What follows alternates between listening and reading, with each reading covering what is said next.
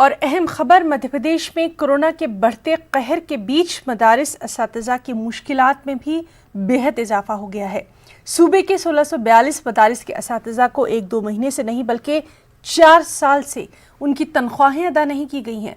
हालांकि मध्य प्रदेश में गुज़िश्ता 2 बरसों में 2 हुकूमतें तब्दील हुई, लेकिन शिवराज और कमलनाथ के इक़्तिदार पर फायज होने के बाद भी मदारिस असातिज़ा के मसाइल की जानिब किसी ने तवज्जो नहीं दी। हुकूमतों की अदम तवज्जुही के बावजूद मदारिस के असातिज़ा ने मदारिस में दर्स व तदरीस के सिलसिले को जारी रखा, लेकिन जब से सूबे पर कोरोना का कहर जारी हुआ उनके हालात नागुफ्ता हो गए हैं। इस पूरे मामले पर हम बातचीत के लिए सीधे रुख करेंगे भोपाल का, और हमारे साथ मौजूद हैं हमारे नुमाइंदे मेहताब आलम। मेहताब, बेहद अहम खबर है और सबसे ज़रूरी बात यह है कि 4 साल से तनख्वाहें नहीं मिली हैं इन असातिज़ा को, लेकिन इसके बावजूद इन्होंने अपनी दर्स व तदरीस का जो अमल है उसको जारी रखा है। अभी तक इतनी हुकूमतें आईं, दावे किए गए, वादे किए गए, किया कुछ नहीं गया।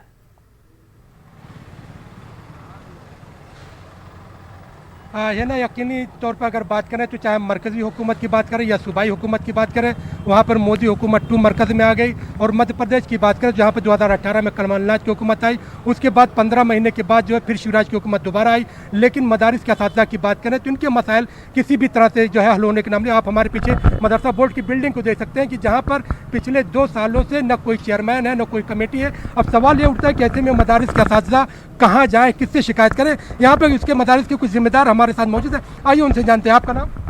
मुझे हाफिज जुनैद अहमद कहते हैं। जुनैद साहब, जो है क्या वजह है, क्यों आप लोगों की तनख्वाह नहीं मिल रही? साहब, ये सरकारें आती जाती रही यहाँ पे। इससे पहले कमलनाथ जी की सरकार थी और उसके बाद फिर अब शिवराज जी की सरकार आ गई है।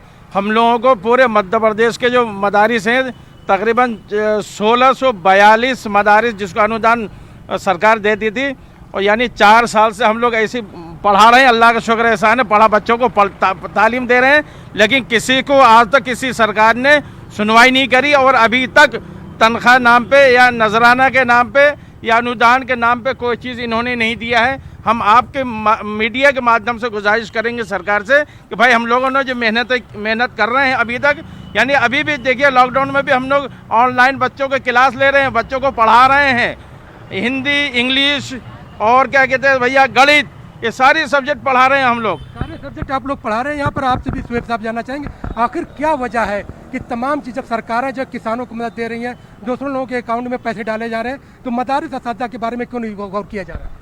6 से 14 साल तक के जो बच्चे हैं उनको शिक्षा देने का अधिकार है, और ये जो मदारिस में जो बच्चे पढ़ रहे हैं ये भी 6 से 14 साल के हैं। इन अक़लियत के बच्चों को पता नहीं क्यों गवर्नमेंट किस ज़हनियत के हिसाब से नज़रअंदाज कर रही है, जबकि इन बच्चों को पढ़ाने की जिम्मेदारी भी भारत सरकार और मध्य प्रदेश सरकार की है। फ़ौरन इन असातिज़ा को इनकी सैलरी देना चाहिए।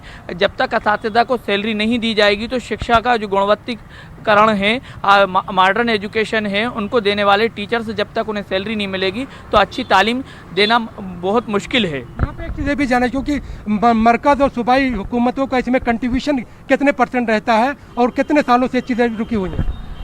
पिछले 4 साल से ये रुका हुआ है। जब से GST लागू हुआ, सेंट्रल में इसमें 60% देना है और स्टेट को 40% देना है। पहले ये 100% सेंट्रल की स्कीम थी, अब ये कर दिया। जब से ये डिस्ट्रीब्यूशन हुआ है जब से हमारी सैलरी रुकी हुई है। दोनों सरकारें एक दूसरे पर टाल रही हैं और सफ़र हम लोग कर रहे हैं, परेशान मदरसे के टीचर्स हो रहे हैं। है ना, आपने देखा कि यहाँ पर जो मरकज़ी हुकूमत और सूबाई हुकूमत दोनों जो है एक दूसरे पर टाल रही हैं। 60% की सैलरी का हिस्सा जहाँ पर मरकज़ी हुकूमत को देना है, वहीं पर 40% सूबाई हुकूमत को देना है। लेकिन दोनों हुकूमत है, चाहे कमलनाथ हुकूमत की बात करें या शिवराज हुकूमत की बात करें, हुकूमतें बदलती रही, लेकिन मदारिस असातिज़ा के मुकद्दर में कोई बदलाव नहीं आया। मेहताब, ये भी जानना चाहेंगे, क्या इन लोगों तक अभी किसी सियासतदान, किसी असर रसूख रखने वाले शख्स ने रसाई नहीं की? क्या इनके मसले को हल करने की कोशिश नहीं की? अक़लियतों का दम भरने वाली हुकूमतें तो वहां बहुत हमने देखी, और अक़लियतों को वोट बैंक समझने वाली जो सियासी पार्टियां हैं, क्या उन्होंने भी इस जानिब बिल्कुल तवज्जो नहीं दी? हाँ है ना, देखिए इस मामले पे न्यूज़ 18 ने इससे पहले भी खबर दिखाई थी। तो उस वक्त जो है जब कमलनाथ की हुकूमत थी तब जो है यहाँ पर आरिफ मसूद ने कहा था कि हमारी जो सीएम शिवराज से बात हुई है वहाँ पर पीसी शर्मा जो वजीर कानून थे उन्होंने भी ये कहा था कि जो है मदरसा असातिज़ा ने एक सम्मेलन किया था, उसमें वो आए थे, उन्होंने कहा था जल्द से जल्द मसला हल होगा। लेकिन तमाम लोग जो है अपनी तरफ जो है देखते रहे, इनकी तरफ किसी ने देखा। ये आप लोगों ने सम्मेलन भी किया था, वहाँ पर वादा भी किया गया। जी हाँ, वादा किया गया था। उसमें एक्स सीएम श्री दिग्विजय सिंह जी मौजूद थे, पीसी शर्मा जी थे और शहर के जो हैं अक़लियत के जो एमएलए हैं आरिफ मसूद साहब वो भी थे, और भी कुछ सरकार के लोग नुमाइंदे वहाँ मौजूद थे। उन्होंने हमसे ये कहा था पिछले 15 अगस्त को कि 12 दिन में आपके मसले का हल हो जाएगा। ये दूसरा 15 अगस्त आ गया, 12 महीने हो गए, लेकिन आज तक हमारी समस्याएं का हल नहीं हुआ है। अब ये कोरोना में किस तरह की मुश्किलात से आप लोग जूझ रहे हैं? साहब घर में खाने को नहीं है। बहुत सारे मदारिस के असातिज़ा यानी एक तरह से उनके जहन में नवाल बेचारे को क्या हो गया, कौमे में चले गए। बहुत सारे मदारिस चलाने वाले तनख्वाह नहीं मिलने की वजह से कई हमारे साथी अल्लाह को प्यारे हो गए। इसलिए हम आपके मीडिया के माध्यम से कहेंगे कि सरकार हमारी बात सुने और अनुदान जारी करे। बहुत सारे बेचारे बीमार पड़ गए। इस पूरी बातचीत के लिए और जिस तरह से इन्होंने अपनी मुश्किलें जो हैं ये नाज़रीन के सामने रखी हैं, उसके लिए इनका और आपका बहुत बहुत शुक्रिया अदा करना चाहेंगे।